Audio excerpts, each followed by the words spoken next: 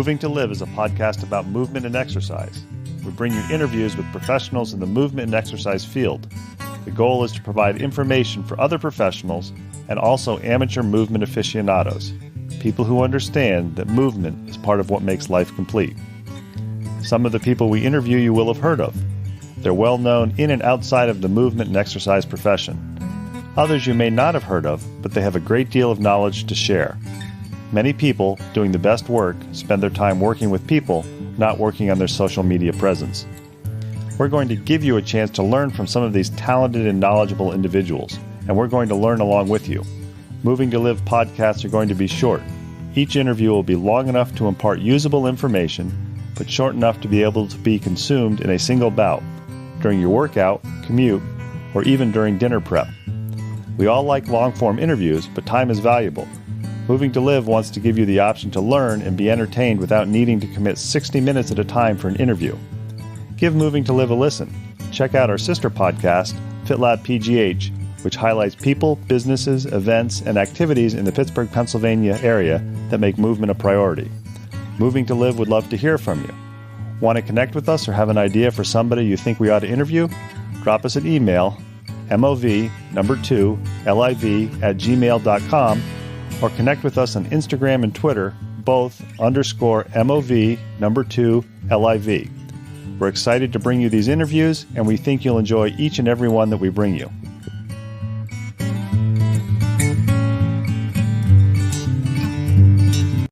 If you've listened to me on Moving to Live and our sister podcast, FitLabPGH, before, you know I'm a techno geek or a data geek. I'm excited to have Jason Moore, the founder of Elite HRV, which is a free app for measuring your HRV. Jason and I spent some time talking about his story, about how he began his company, as well as diving down and talking a little bit about HRV and how it might help your movement and your healthy lifestyle. If you like what you hear, please leave us a review on Apple Podcasts or whatever your podcast app that you listen to us on, and tell your friends about us.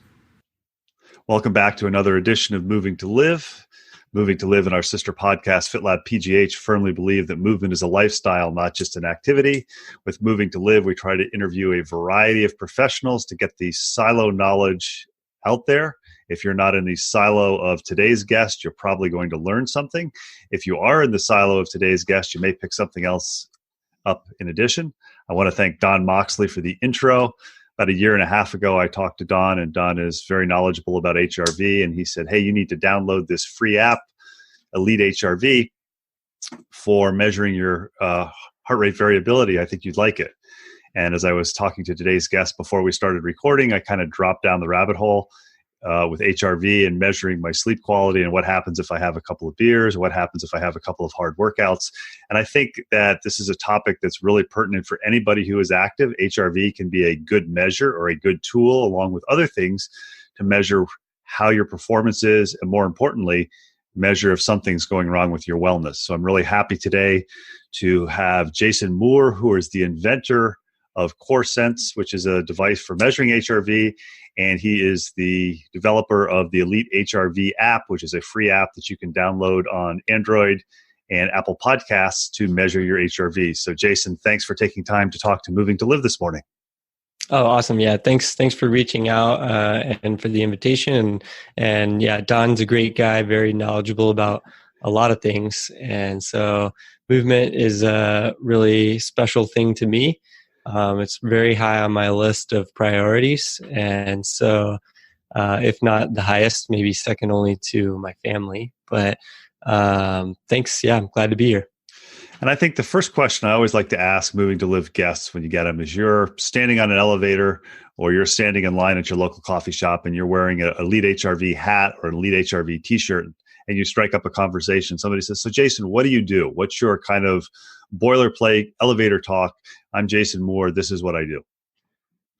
Yeah, it's a good question. So as with anything in life, we kind of tailor our message to our audience. And so if the person's wearing fitness clothes, for example, then I might say, we have a health and fitness tracking tool called heart rate variability, which measures the state of your nervous system and in a nutshell tells you whether or not you can exercise more or exercise harder, or maybe you need to take time for recovery. and it's an objective measure of your body. So it removes the guesswork. And so if the person's wearing office clothes instead, then I might say, well, I may leave the part about nervous system out. We'll see, because people tend to latch onto that and say, oh, I already know I'm stressed. I don't need to measure it. But as we were talking about before the show, there's a lot of variation to what that means. But I might say something like, oh, hi, I have a health and fitness tracking tool called Elite HRV that primarily uses heart rate variability to measure the state of your body and your mind. It helps you have more energy, more motivation, make better decisions as to how much you can handle from your exercise, stress, work, and relationships in balance with your sleep, nutrition, and recovery tools. So again, it removes the guesswork and helps you kind of achieve your goals faster. So that's kind of what our mission is. And hopefully that gives you two flavors out of the many that my elevator pitch might sound like to a random stranger. And we all know that many runners and cyclists are data geeks. Have you found when you give that speech or that talk that people kind of go, oh, I've never heard of HRV before, or are they more, I've heard of it and I actually use your app? Or do more people say, yeah, I've heard of it, but I don't really understand how it works, so I measure my resting heart rate in the morning? Yeah, there is a spectrum to it. There are people who are kind of unfamiliar with measuring anything about themselves. And those people sort of glaze over a little bit, and that's okay because eventually, we'll get there. But for anyone that's interested about measuring anything with regards to their progress or their current state of their body or their mind, they usually perk up and say, oh, interesting, So some people immediately get it. They'll say, oh, wow. So like if I exercise and then eat poorly or drink alcohol afterwards, it can tell me if that was affecting my recovery from my exercise. And I'll be like, wow, I don't know how you got that out of my elevator pitch, but yes, that is something you could do with it. And then other people, again, like you said, will say, yeah, okay, well, how's that different from heart rate? I measure heart rate. And so then I can, depending on how long that elevator ride is, I can say, well, it's a lot deeper than heart rate. And it goes deep into the nervous system, which is integrated with all of the processes in your body, from energy regulation to recovery, digestion, sexual function, all of these things. And we can kind of go down the rabbit hole on that. And I know that everybody has an interesting story to get to where they are. So I'm always curious for Moving2Live guests. I know just from reading posts and seeing tweets that you've done, and what you said at the beginning of the interview is you are a mover. It's an important part of your life. Were you one of those kids when you were growing up that mom and dad said, Jason, get the heck out of the house and don't come back until dinner time? And that was the way you got into movement? Or were you more organized sports? Or were mom and dad very, very active and you kind of initially tagged along and then that's where you got your love for moving? Yeah, when I look back, sometimes, especially now that my time seems so scarce with a newborn and having my own child that's just over 3 months old, I look back and think I don't know how I had enough time to do all these things growing up, but I did do organized sports, primarily soccer, which has its pros and cons from spending so much time focused on that. But yes, I specifically remember when I was 6 years old, one of my earliest memories is my dad locking me out of the house because there was a kid playing. We had just moved, and there was a kid playing across the street, and he was just doing some random stuff in the yard. And I was kind of shy, and my dad was like, you're going to go meet that kid and play. And we started walking out, and then he turned back around and shut the door and locked it. And so I was kind of, especially in that few years, spending lots of time outside, and had some good influences of friends growing up that also liked to spend time outside doing various things. But then I had this other kind of, it feels like my shadow life now that I'm talking about it on a movement podcast. But from a very young age, I've also spent a lot of time with technology indoors, not moving. And so, except for moving my fingers really rapidly, but I had my first computer for myself in first grade, and my dad was one of the early innovators in the tech world, specifically around networking. But that aside, he helped me build my first computer at a very young age, and I've spent a lot of time on the computer and with technology. And so I have a love-hate relationship with technology because I feel like it can help us in so many ways, but it also is a source of issues for me personally and for many people because of what it does to our bodies and minds. And so happy to unpack that a little bit more, but I've spent a lot of time outside and a lot of time on the computer, and those two are always kind of at odds in a way, but also eventually mutually working together. I'm curious also, as you get older, I know a lot of people when they go to college, maybe they stop moving for a few years because there are all those, and I say this in air quotes, interesting things that you can do in college that may or may not be good for your health.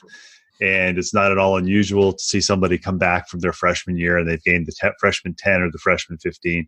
Other people get to college and they discover other movement activities or other people to move with. When you were in college, did you continue to move some way? If so, what way? Or was it more concentrating on the degree work and the technology that you referred to a few minutes ago? Yeah, it's a good question. So I feel very grateful, especially for the influence of my parents that have been encouraged me to be active for my whole life. So I did continue to be active through college. I played some recreational soccer, went to the gym periodically. I took a tumbling class, a swimming class, a racquetball class. So I actually started branching out a little bit more with my movement in college after specializing in soccer throughout high school. And so that was great, but it also started to highlight for me a few things, like you said, as you get older, and things just don't seem as easy, or at least you notice them more. And so around those late high school, kind of in college years, I started wondering why it was so hard for me to make progress in my movement or do things that required my upper body, because I hadn't used it much in like probably a decade.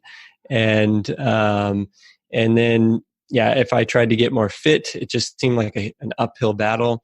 And so that was where I started getting really kind of more research oriented, and I didn't even know it at the time, but then leading into my early 20s became very interested in understanding the body in a deeper way and why it was hard for me to get the results that others seem to get so easily. Of course, I didn't know they were probably having their own struggles behind closed doors, but yeah, so that kind of led to another story, which gets me to where I am today.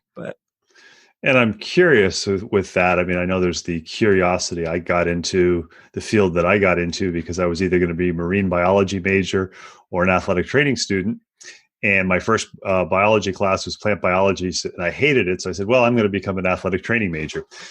But from what you're describing, it sounds like it would be very easy for you to say, and I say this in a positive way, not a derogatory way, but a lab rat, somebody who dives into that physiology lab to figure out what is it about my muscle makeup, or what is it about certain people's muscle makeup or cellular makeup that allows them to be very, very successful or very, very big. So what was it that prevented you or stopped you from saying, you know, I'm going to get a PhD in physiology or something like that, and I'm really going to dive into that and figure out why is it that I'm not having such an easy time that I think other people are having? Yeah, that's a good question. So a couple of reasons, and again, just kind of grateful for where the waters have taken me, so to speak. But I'm very kind of in the field oriented, action oriented, and entrepreneur oriented. So also from a young age, I've been kind of always thinking of ideas to start a business and kind of do my own thing there. I guess my dad had an influence on me in that because he was very entrepreneurial as well. And so also I'm still very enamored with technology and how it's applied. And so in college, I studied information systems and a little bit of computer science as well. And so then I went on to actually afterwards get a job working in IT and doing design of large-scale information systems and data systems. And so I was very good at it. I had a knack for it. And that was kind of the thing that was occupying my academic life. And so the other thing that was really interesting is not too long after college was, as we were talking about before the podcast, a lot more information was becoming available online. And so I was able to get sort of cutting edge anecdotal research from people blogging and trying things on themselves and doing different things. And that was a lot more fascinating to me than just kind of digging deeper and deeper into encyclopedias, because I wanted to see, how can I apply this to myself today? Like, I don't want to read about this for 30 years.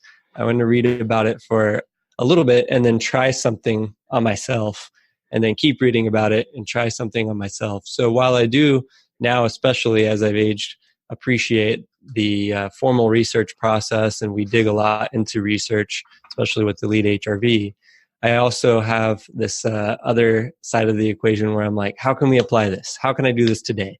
What's the risk? Eventually, I got really into risk management and decision theory and things like that, some of Nassim Taleb and Daniel Kahneman's work. But from a young age, I kind of intuited that path as well.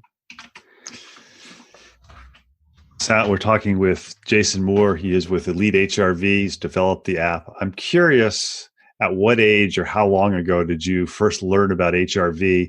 And then what was the path to saying, I think I could make an app for this and make it a viable business versus, I know what HRV is. I'm just going to geek out and make this device or this app that I can share with my friends. And I don't think there's any way I can make money off of this. So what was the impetus, and how did you discover or first learn about HRV? Yeah. So again, kind of in that those college years, coming out of that, wondering why things seemed hard for me. I also injured myself minor injuries a few times, and then later some worse injuries. And then I guess I've left this part of the equation out. After college too, as a part of my experimentation with myself and what I was reading about and learning about, was I became a personal trainer and fitness coach as well, as a side passion. In fact, most of the time I didn't even charge for my services. I was just trying to help people get better, and at the same time understand different flavors of what was going on with their movement or their nutrition, their sleep, different things. And so when I was working in the oil industry, which was my job after college, we would cover all this equipment out in the field and sensors and get all these data streams coming in, and they're helping us monitor the status and the health of the equipment. And this is very expensive equipment, right? So it's very important for the company to know if it might fail or what kind of maintenance they can do to help it not fail, those types of things. And so we're doing all this monitoring and health monitoring of the equipment in my day job. I'm coaching people, trying to figure out, what are all the variables and inputs that are affecting their ability to get results. Again, if we want to add another tangent to this, I've been a big fan of Bruce Lee from a young age. And so I was the kid that had the little Bruce Lee book and was like, be like water and take from everywhere and keep what works and discard the rest, right? So that kind of open-mindedness. And I was thinking, why don't we have more information about the human body?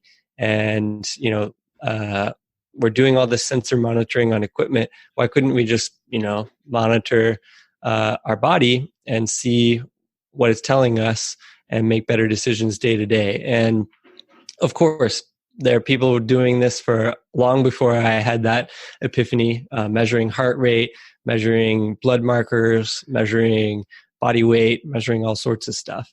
But when I started really getting into it, I wanted something better than all of that. And I discovered heart rate variability and some of the promising early research. I say early because it was before it became this term that's talked about on podcasts.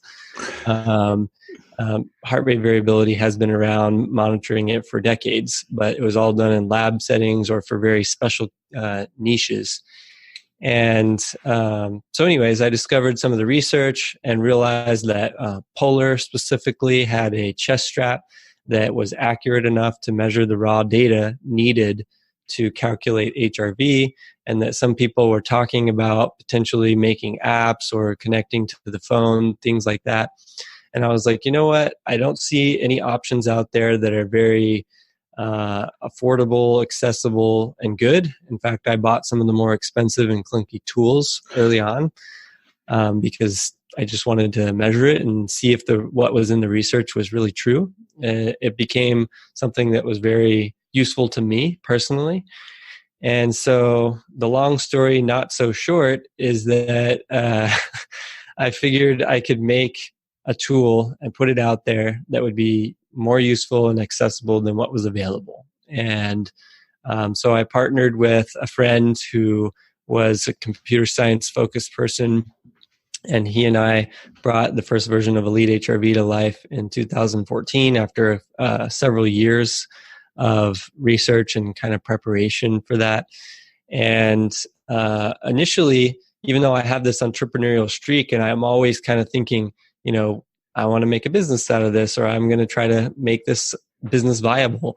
We didn't know or if it was going to be a business or not. We just put it out there. We had good jobs, which we were grateful for, that were supporting us anyways. So this was just like a weekend project. And lo and behold, a ton of people started downloading it. So I say a ton, but in the early days, hundreds and then thousands of people. And we started getting all these emails of people like the national rugby team in England just saying like, "Hey, we're interested in your app, and can we meet?" and this, that, and the other. And so it just kind of took on a life of its own, and I started realizing very early, yes, this is a very potentially viable business. And so what steps can we take to actually make this happen? And I ended up quitting my day job and traveling, and then working on Elite HRV more and more until eventually it became a full-time gig a few years ago. And the rest is history. Now there's over 320,000 people on it. We've got national sports teams, pro sports teams. We've got biohackers. We've got people who are just managing pain, non-medically, but through lifestyle and wellness changes. People monitoring their cognition to see if they can make better stock market trading decisions, which, by the way, disclaimer, Elite HRV does not guarantee that you will make more profit from the stock market by using our app, but really fascinating stuff going on out there. We're talking with Jason Moore. He's the founder of Elite HRV, heart rate variability measuring app. I think what was interesting when I first learned about your company and when I was first introduced to your app is it's a free app. And in many instances, I know you probably appreciate this being in the technology industry, the first thing that people do when they come up with an idea is they think, how much can I charge for this? And maybe they do something on GoFundMe, or maybe they do something on Kickstarter and say, hey, buy something or put some money in, and maybe you'll get something if we actually figure out all the problems which we tell you we figured out, but we actually haven't. And what you've got is you've got an app that's free for anybody to download. You've got an extensive list on your website. There's a number of very reasonably priced heart rate straps for your chest. And for literally less than $50, you can be up and running measuring Elite HRV. Mm-hmm. You can also go farther for those people who drop down the rabbit hole, because you can, on the app, you can measure and track past measurements of days, but you've also got a platform on the web. Kind of talk about the platform on the web, that it's for both individual people and teams, whether it's somebody who's coaching a rugby team or somebody who's working with multiple cyclists or runners. They can monitor the HRV of the individual athletes that they're working with. Mm-hmm. Yeah, I appreciate that. Yeah, it's, again, kind of grateful for the way that my life has developed, because we were able to put the app out for free, because I didn't I didn't need the money to survive because I had other sources of income. And so that relieved pressure from me for being able to put that out, and allowed me to just say, hey, we just want to make this accessible to people. We don't want to worry about monetization and forcing something like that. We'll figure that out later if it makes sense. And so the free app is free, obviously, and will remain so for the foreseeable future. And we're just happy to provide that service. And monetization, we don't sell people's data and all that type of stuff, which people in the early days would just email, hey, why is this free? Are you selling my data to somebody? No, we don't do that. But then what we found is that people did want to dig a lot deeper into the analytics and the statistics. So for the people who want to kind of understand their trends over time and do deeper data analytics, that stuff is also a little bit more processing intensive for us to provide that service versus just allowing you to kind of track stuff on your phone. And so that kind of was a natural fit for us to release a pro subscription, is what we call it, basically. So it integrates with a web interface if you like to see charts and trends and things in a bigger screen, and allow you to slice and dice a little bit more deeply.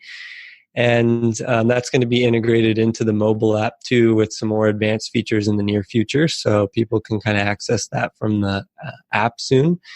And so, basically that's just a subscription. It's nothing exorbitantly priced compared to what other subscriptions we see. But it also allows businesses and teams to enter the picture as well. So as a coach, you can aggregate and analyze all of your clients' data if you like, and you can slice and dice that data based on groups that you define. So if you have like a gym, for example, that has kind of more advanced trainees and then more beginner trainees, you can group those people and see the trends independently for your advanced folks and your more beginner folks. And and then the neat thing too that we found is by making this accessible to people is that we start getting so many messages back about all the neat things that people are discovering about themselves or their clients by, just measuring. And they just start to measure, track a few things on the side like sleep or exercise, or maybe if they have a specific goal like weight loss, they might track their body weight or their waist to hip ratio, for example. Or if they're a mover that's trying to develop more advanced skills like muscle up progressions or something like that, then they might track that. And so it helps if you track your specific goal. If you have a goal, that's even better. And then also tracking a few of the things along the way like HRV can really help you course correct as you're working your way towards that goal. And I know, as you noted, there is a lot of data that you can get from this app. And some people want that. Other people say, look, I take my resting heart rate every morning and I know what that is. And that gives me an idea. Kind of a two-part question here. The first part is for those people who say, I take my resting heart rate, if you could kind of briefly describe to them, kind of convince them, this is why HRV is potentially better. And then the second follow-up to that is what I think is interesting about some of the apps and some of the things you see out there for measuring physiological variables. Some of them you can look at the data and go, I have absolutely no way how to use this. Other ones give you a neat little score. And Elite HRV falls into that latter category. If you don't want to drop down that rabbit hole and download reams and reams of data, you can get a score. So kind of two-part question is, why HRV instead of heart rate? And I should note to listeners that the Elite HRV app does give you the heart rate, so you can still do your heart rate. And then the second thing is kind of talk a little bit about the score for people who say, look, I just want something down and dirty. Maybe this is better for me than heart rate, but how do I use this, or what do I look at? Because it's pretty easy to say my heart rate's 60, my heart rate's 75. Something's wrong today versus when it was 60. Right. Okay.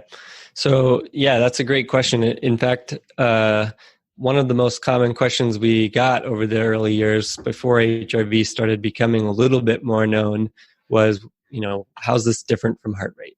And so we wrote a blog post on hrvcourse.com called Heart Rate versus Heart Rate Variability.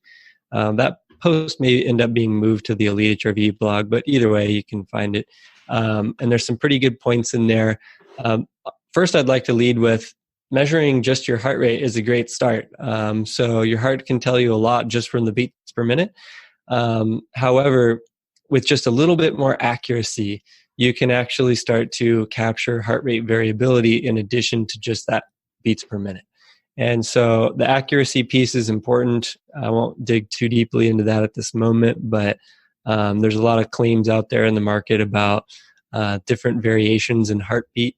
And what we've seen, and the research backs this up, is that you need a high degree of accuracy to calculate HRV, which is heart rate variability. And so heart rate variability is looking at the tiny changes between each and every heartbeat. We're talking little millisecond changes. And those little millisecond changes those actually correlate with activity from your nervous system. Specifically, also other things like the respiratory system and blood pressure and other things like that. But we're specifically interested in the influence that the autonomic nervous system has on the heart, because the autonomic nervous system is one of the primary responders and controllers of your stress and your recovery. And so what does that mean? So basically, when you're stressed, like, for example, when you exercise, that's a physical stress. It's a good stress, usually. But it's a physical stress. Your heart rate goes up because your nervous system tells it to increase. And your blood sugar, your blood pressure, your pupils dilate, all of that increases to respond to that physical stress. And the autonomic nervous system, specifically the sympathetic branch of it, is one of the primary controllers of that process. And so hopefully that wasn't too deep and too quick. But then the other side of the equation is your resting and digesting side of the equation is that parasympathetic branch of the autonomic nervous system that slows your heart rate down, lowers blood pressure, helps you digest food, helps with sexual function, lowers blood sugar. And that's actually the state that you should be spending most of your time in. So even if you were a hunter-gatherer out in the wild and you're constantly worried about predators, I say constant, but that's maybe an exaggeration, worried about predators, moving around, climbing trees for your food, still the majority of your time is spent resting. And the problem is nowadays, again, I won't go too far down on this, is that due to the psychological demands, the social and cultural demands that we have, as well as, again, technology and things, we spend more time in that fight or flight response than we typically should. And it's not manifesting in the form of physical stress, which is what our body's designed to handle. More movement, essentially. So nowadays, not enough movement. And so we can measure all of that. And again, so by measuring your HRV, I want to highlight, it doesn't say, okay, you measured your HRV and it just knows that you climbed a tree and got a coconut down. It doesn't know that, but it can tell you at any given moment with about 60 seconds of data if your body is in that deeper stress state, or if it's starting a recovery process, or what kind of your baseline level of health, fitness, energy, stress is. And so it goes a lot deeper than just heart rate. And again, we kind of write more about this on the blog. We have a podcast, of course, too, if you're interested in that. But it goes a lot deeper, and it's not that much harder to measure. That's kind of the beauty of why care about HRV, right? Heart rate's so easy to measure. Well, if you just have a heart rate monitor that's accurate enough, measuring HRV is just as easy as measuring your heart rate, and you get so much more out of it. And I know it's a good time to ask the question as far as measuring heart rate. We've talked a little bit about chest straps, which kind of in the field is kind of the gold standard, but you see a variety of watches now that you can measure heart rate off the back of the wrist with optical heart rate. Why the chest strap for communicating with the Elite HRV app versus saying, hey, we're going to allow people to, if they have a watch that takes the optical heart rate, why not use optical heart rate off the wrist? Yeah, it's a good question. So it comes back to that accuracy that I mentioned earlier. And so you can see heart rate rising and falling generally by measuring heart rate from the wrist. And those devices are pretty good now for measuring heart rate, and that's beats per minute. And the problem is that the variations we're looking for are very tiny. And so it's a lot easier to say, okay, you've had 10 heartbeats in 10 seconds than it is to say exactly when each of those beats occurred with millisecond accuracy. And so that's where the chest strap comes in. That's still been kind of the gold standard from what's available to the public. Of course, in the lab, the gold standard is actually still multi-lead ECGs with adhesives and wires everywhere. But what's interesting now too is that so we've come out with a device which you mentioned earlier, CorSense, that's a dedicated HRV sensor from your finger.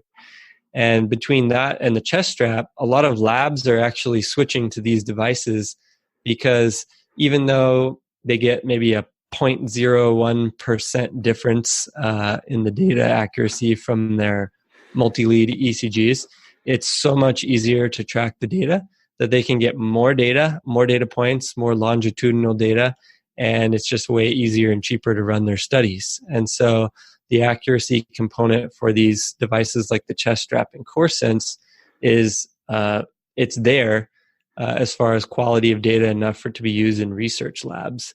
However, some of the wrist-based devices that are not dedicated to HRV, they're not specialty HRV devices, and they have to make a lot of compromises to be on the wrist, is that they don't quite provide the accuracy necessary to measure HRV.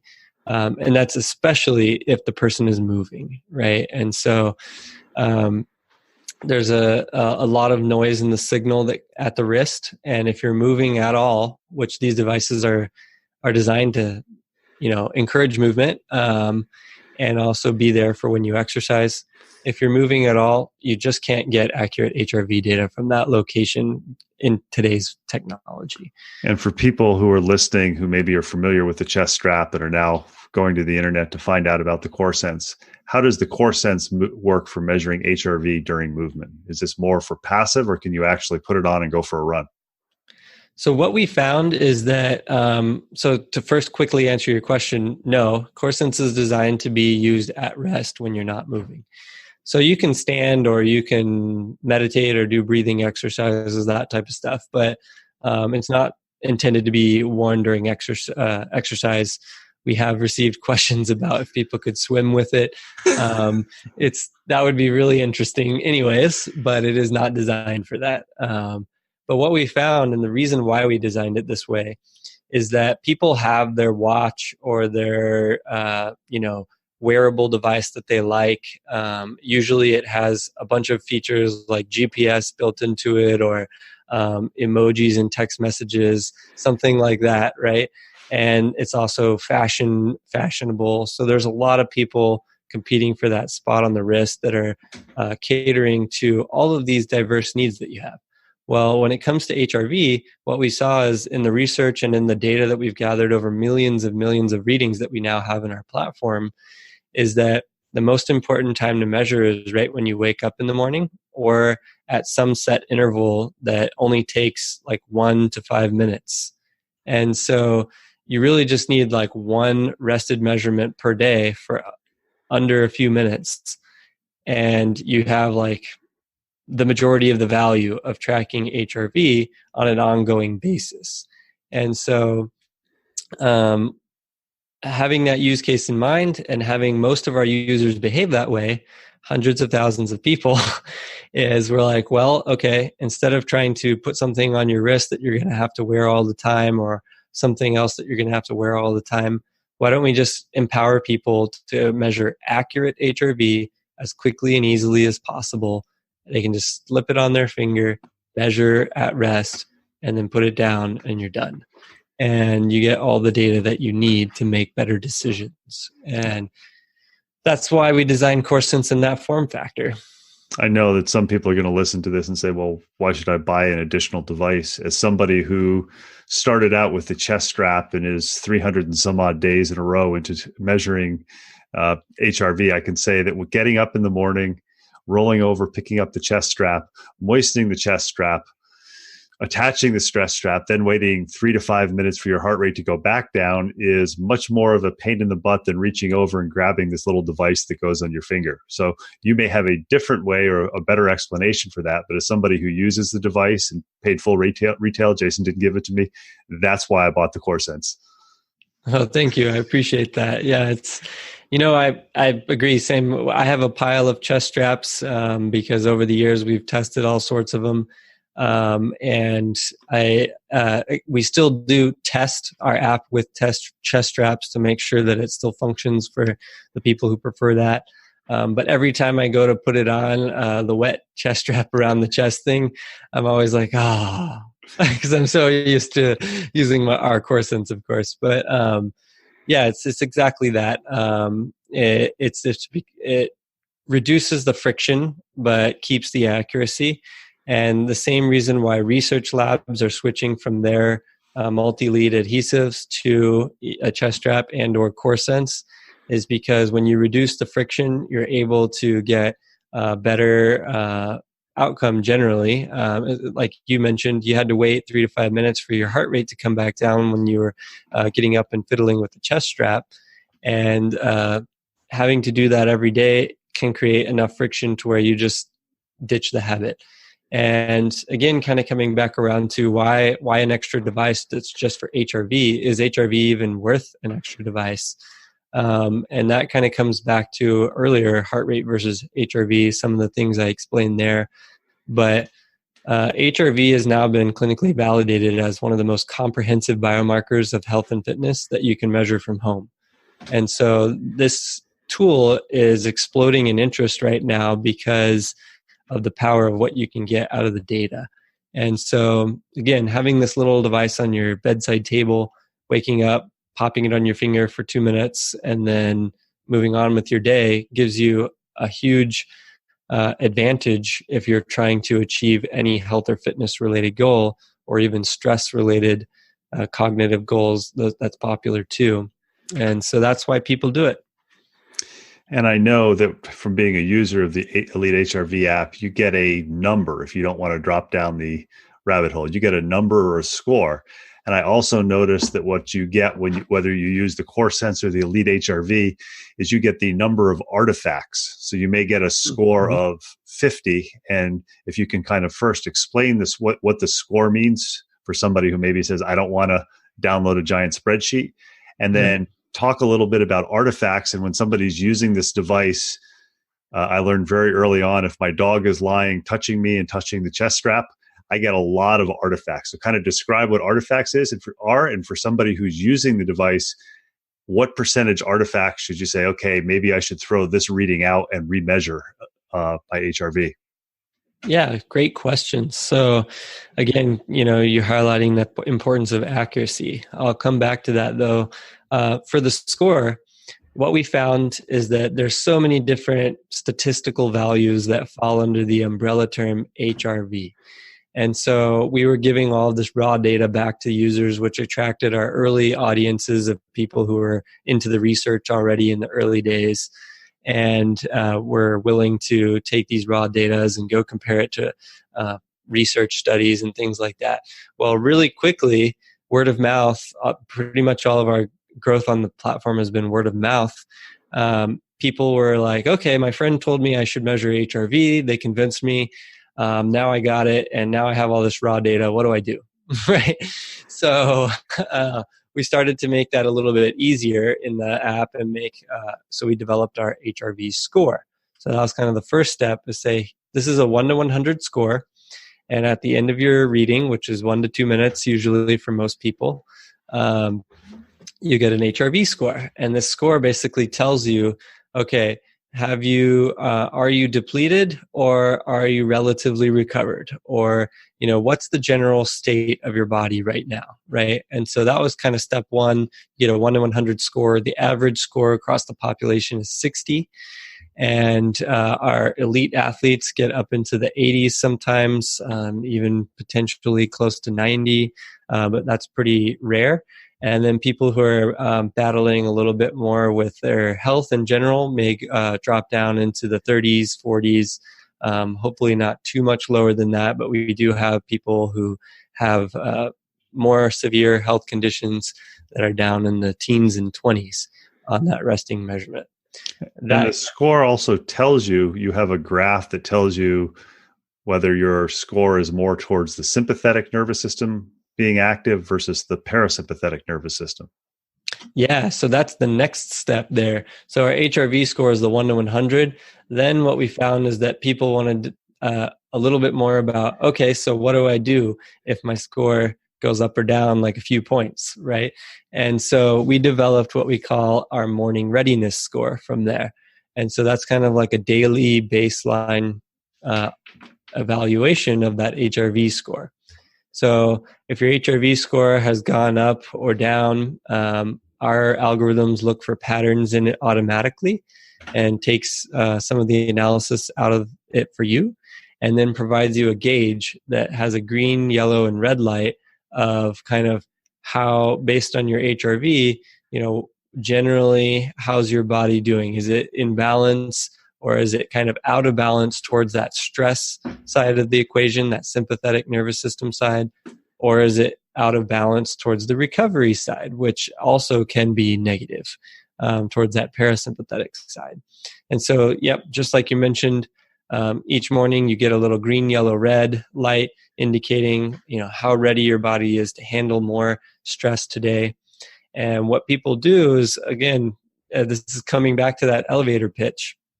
We say, hey, we give you a green, yellow, red as to whether or not your body or mind can handle more stress today. And this is just in all likelihood. And if you're going to achieve some type of long-term positive outcome by piling it on or not. So people are like, well, I still have to go to work. Right? So, what we recognize is that life doesn't stop because you got a yellow or a red score in the morning. Most people can't just say, oh, yellow or red, turn over, I'm going back to sleep, and I'll try again tomorrow for life. But what it can help you do is, let's say that managing your weight is a goal that you have, right? On that yellow or red day, your willpower and motivation to avoid bad decisions with regards to snacking or the type of food that you buy or eat is going to be lower, statistically speaking.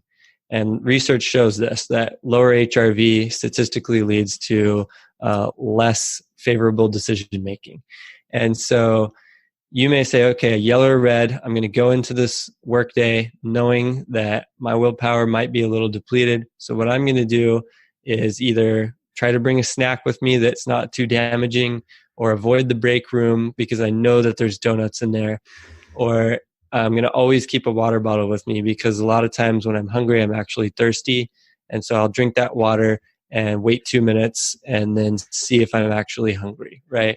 So that's like a way that you can use the data. You don't have to change your whole life. It's just a small way to make a tweak. And then over time, you should see improvements in the data and also in your goal. And then the other side of the equation, the movement and exercise piece, which a lot of people use HRV for. Let's say you work out for professional athletes, sometimes it's twice a day, like 6 days a week. And they're not going to change their whole routine because they woke up on the wrong side of the bed, for example. But what they can do is make more macro level changes because they're more advanced athletes that train all the time. They can say, okay, this week I'm going to push it. Next week, since I've accumulated a lot of load from last week, I'm going to cut my overall load for the coming week. And usually they'll have a coach that's working with them on that. But for the everyday person who says, okay, I work out maybe Monday, Wednesday, Friday, or Tuesday, Thursday, or maybe 1 day a week, something like that. If you wake up and you get a yellow or red score, and that's the only day of the week that you're going to exercise or that you have time to exercise, that's okay. You want to be aware of injury potential because statistically speaking, Injuries are more likely to occur when you're depleted. So just be aware of that. But aside from that, it's okay to still exercise, because exercise is a very positive stress, and it's probably better for you to still do that and make adjustments to everything else than to skip the exercise or movement. And the other things, so again, if you have flexibility, you can move the exercise to the next day. There's also a fair way to approach it. But otherwise, I really encourage movement and exercise and adjusting everything else, which would be, okay, I know I'm depleted. I'm going to exercise. Maybe I'll try to do 5 or 10 minutes of deep breathing exercises this evening before bed. Or maybe I'll try to go to bed an hour earlier or 30 minutes earlier, try to get a little bit of extra recovery. Because what happens is, if you're in the yellow or red, if you're depleted, and then you push it hard and you don't add any additional recovery and you don't prioritize the recovery from that, is that you're actually kind of shooting yourself in the foot. And so the way that we make improvements in our body or mind is we challenge ourselves, which kind of breaks us down a little bit, like challenging your muscles, right, when you lift weights. But then on the recovery side is where you actually make the improvement. And so when you lift weights, it kind of breaks your muscles down. You don't instantly get stronger. So otherwise you could just keep lifting heavier and heavier weights in the moment, right? You actually get weaker, so to speak, as you train in that scenario. But then when you recover, your muscles rebuild over the course of days, sometimes weeks, depending on the type of exercise and your experience level. And that's when your muscles get stronger, your endurance gets better, your heart gets healthier, your body and mind get more advanced and adapt, is through that recovery process. And so if you push it hard when you're depleted, you're just pushing yourself further down, and it's not actually leading to the improvements that you're trying to get in the beginning. And somebody's getting a score and they see that they have 0 artifacts, or they have 5 artifacts or 10 artifacts. What is an artifact, and at what point should they say, maybe I ought to just reboot the app and spend another 1, 2, 3 minutes taking an HRV score again? Yeah, good question. The morning check-in is great for folks that also embrace it as a time to check in with themselves each day. We kind of launch into our day, and sometimes people are just like, oh, I don't even have 1 minute to devote to myself before I launch into my day. And that's a sad story. And I know from experience that can happen. I've been very busy with a recent baby and a thriving and growing business and all of that, and trying to exercise. But to your point, when you take that reading, we try to be very open and transparent about the quality of the data that you're recording. And so we've been really strict from that from the beginning, which is why we also now show you the quality of the signal that we're receiving from the heart rate monitor. And so when the app, when you take the reading, it shows you a gauge of how many artifacts, which artifacts are basically noise in the signal, or false heartbeats, things like that. Things that lead to a calculation that may be wrong is essentially what we're talking about here.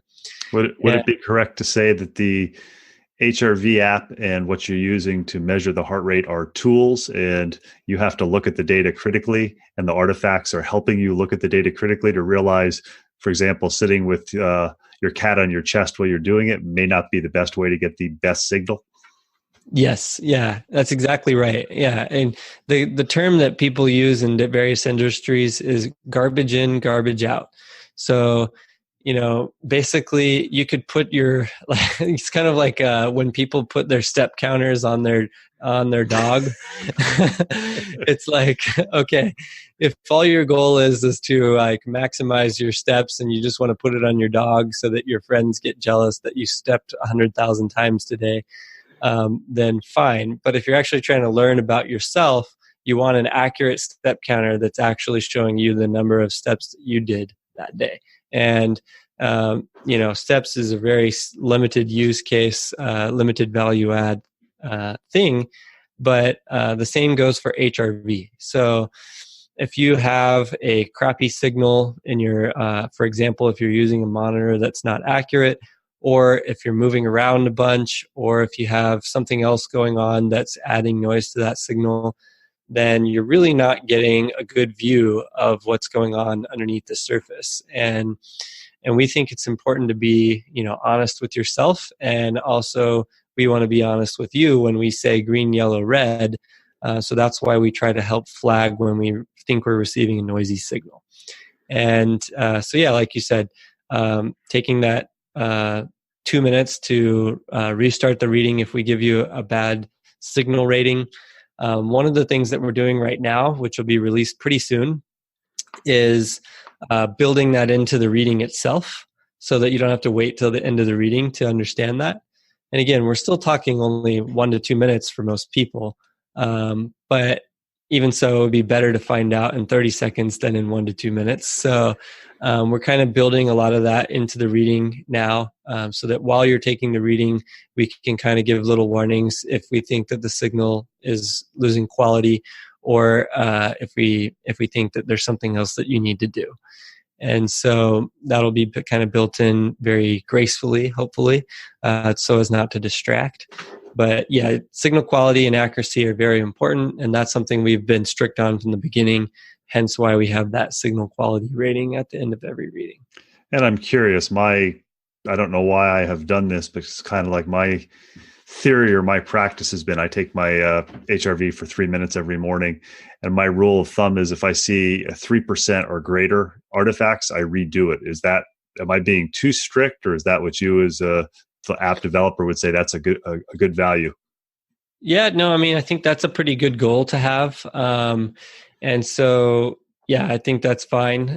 We have some ratings built in to the signal, to the artifact detection that help you know if it's kind of in the green, the yellow, or the red as far as artifacts goes as well. And we're kind of refining and tuning that over time. What we're finding, and this is kind of cool for the future for people who like to geek out on data, is that we can get smarter about the types of artifacts that we're detecting.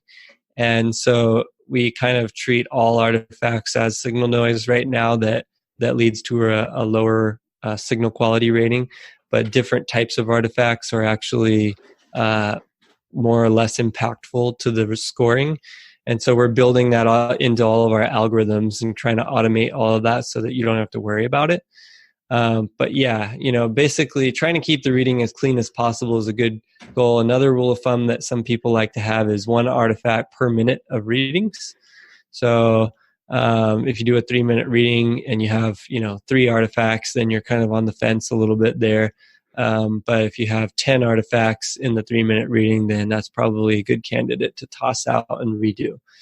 And the other thing too is that algorithmically, the more artifacts you have percentage-wise, the harder it is for us to differentiate artifacts from reality, right? Because we have to compare the artifacts to something. And so if we're trying to compare, if you have like half the signal is artifacts and half the signal is normal heart rate data, then we can differentiate that, but it becomes harder algorithmically to pick out each and every beat from that versus kind of when it's a nice clean signal. And so it's better to just have as clean as you can from the start. Like you said, if you see higher artifacts or 3% or maybe more than 1 per minute, it might be a good candidate to toss out. We're talking with Jason Moore. He is the founder of Elite HRV. We've been talking about heart rate variability with a big emphasis of kind of setting aside 1 to 3 minutes in the morning as your time, kind of set yourself for the day and measure where is your, for lack of a better term, stress level. Is this the day to do the hard workout or not? One of the things we haven't mentioned that I think it's important to mention that the app does do, and Jason alluded to the fact that we have so much going on around us that we have high levels of stress, is you can also use the app with the chest strap or the CorSense finger device to do guided breathing. If you kind of describe that a little bit, I know a lot of people say, well, I like to go to yoga class or I like to do my meditation. You can use this device or this app and do guided breathing and essentially do your own meditation and see if it actually works. Are you actually allowing yourself to become calmer and more centered? Yeah, meditation and mindfulness and breathing exercises are all becoming very popular as well because they're great tools to combat the modern world that we live in as far as stress management goes. But they're also being used in high performance sports, physical sports, and cognitive sports. So executives trying to make great business decisions, stock market traders, golfers right before they golf swing, basketball right before the free throw, gymnastics right before the dismount. Your breathing and all of the things that are associated with breathing have a strong impact on your body, and it provides a tool that you can control that gives you actual control over your nervous system. And so this concept is called biofeedback, where we measure something about our body, in this case HRV. Then we use some tool or tactic, in this case breathing, to gain control over something that we previously didn't have control over. So if you were in the elevator with me, let's say we just met, and I said, please rebalance your nervous system, turn off that fight or flight response, and please up your digestion and lower your blood sugar, please. And I'm waving my hands at you on the screen. I know that won't be posted with the audio, but it sounds pretty ridiculous to say all of that. But essentially what we can do through HRV biofeedback and breathing is that we can short circuit that process and also gain control over it. So when you alter your breathing patterns, your nervous system doesn't have a choice but to respond accordingly, because your respiratory system and your nervous system are deeply integrated. So when you start breathing longer and slower, and especially longer exhales, then that actually naturally calms down the nervous system and lowers your heart rate and lowers your blood pressure. And in many cases can allow you to think clearer if you're kind of in a buzzy, kind of a heady, sympathetic state. And so, meditation, breathing practices, these types of things are thousands of years old, and if not tens of thousands, millions, depending, I don't know. But anyways, as far as our modern culture goes, thousands of years old. But before, there was not really a way to measure to know if it was working for you or not, or if you were doing it correctly. And so that's the problem we run into today, is people are always wondering, am I doing this right? I don't know. And they're very distracted. Me included, we are very distracted. There's phones, there's computers, there's people talking to us, there's things we need to do tomorrow, things we need to do next week, things we forgot to do last week, all these things going on. And HRV helps us kind of focus in on one thing and say, okay, I'm just going to sit down for 5 minutes, practice my breathing patterns. We provide a little visualization in the app and some audio if you want. So you can kind of close your eyes and hear it saying breathe in, breathe out, or you can just watch to kind of count the breaths that way. But the goal here is to raise up that HRV score in the moment. And so HRV responds in real time to your changes in stress and recovery and your mindset and the balance of your nervous system, which makes it a great tool for this live biofeedback. So what you can do is, put on a meditation if you want, listening to one, or you can just sit down and do a body scan if people have heard of that, or you can do different breathing patterns, specifically like long, slow exhales are a great place to start, and see what your HRV does immediately in the moment. If your HRV starts going up, and you start to see a smoother up and down pattern on our visualization on the screen, then you know that you're having an impact on your nervous system. And that's really cool because, again, coming back to that elevator pitch, if I told you, hey, in 60 seconds or less, you can learn to gain control over your nervous system and rev it up or turn it down based on what you need, people would be like, wow, that sounds like science fiction. And, again, my love-hate relationship with technology is this technology is helping us to rediscover things about ourselves that generations ago people might have known through trial and error, or things that we do naturally. For example, before doing a free throw in basketball or a golf swing or dismounting from a gymnastics move or weightlifting, for example. So yeah, hopefully that kind of helps describe. And you can play with different patterns and see what works best for you. That's again kind of our motto is everybody's a unique snowflake. So see what works best for you and measure and see how it goes. We've been talking with Jason Moore. He's the founder of Elite HRV. I think he's given a pretty accurate baseline description of what HRV is, how you can use it within their app. If you wanted to learn more, if you're like me and you have access to lots and lots of research articles through my university library, you have something that you also offer, I think, a couple times a year, which I took last summer. You have a HRV class that people can take, and it's not how to use the Elite HRV app, but it's for more information on learning more about HRV, the background behind it. And I know it's only open certain times of the year. If you kind of briefly talk about that before we finish up. Sure. Yep. So hrvcourse.com. And essentially the reason why we made that is because, again, I talked about in the early days of the business, we started receiving thousands of emails. I've personally answered 15,000 plus emails from people asking us questions about HRV and how it works and what's the science and all of that stuff. And our team has done double or triple that easily. And we were like, okay, can we provide a comprehensive resource that guides people about the foundational science of HRV and how then that is applied to the real world with regards to exercise, sleep, nutrition, stress management, some of the key pillars that we have in our lives as far as lifestyle and wellness goes to getting better results and outcomes. And so it's called the Foundations of HRV course. And again, it starts from the ground up. You don't need to be a physiologist to understand it.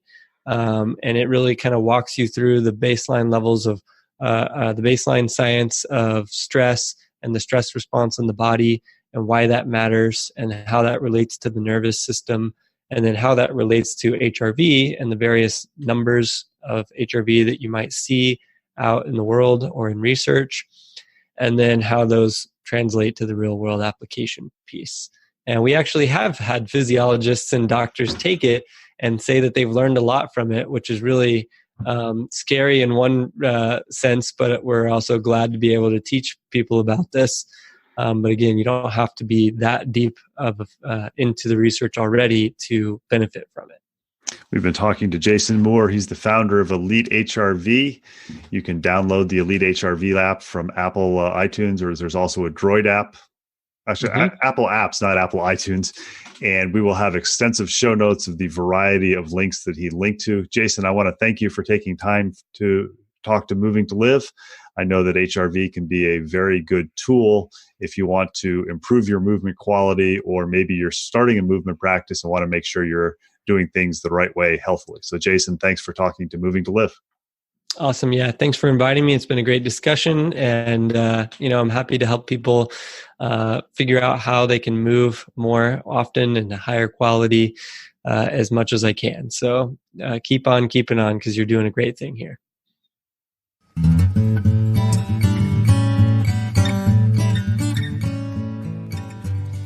Thanks for listening to the latest episode of Moving to Live. Make sure you check out the show notes for contact information for our latest guest, as well as links about all the things we talked about. Intro and exit music is Traveling Light by Jason Shaw. You can subscribe to Moving to Live on Stitcher, Apple Podcasts, and Google Play, and be notified about new episode releases. Have any questions, comments, or suggestions? Drop us an email, mov2liv@gmail.com. Connect with us on Twitter or Instagram, both _MOV2LIV. Please tell your friends about Moving to Live. It's a go-to place for information for movement and exercise professionals and amateur aficionados who understand that movement is part of what makes your life complete. Until next week, keep on moving.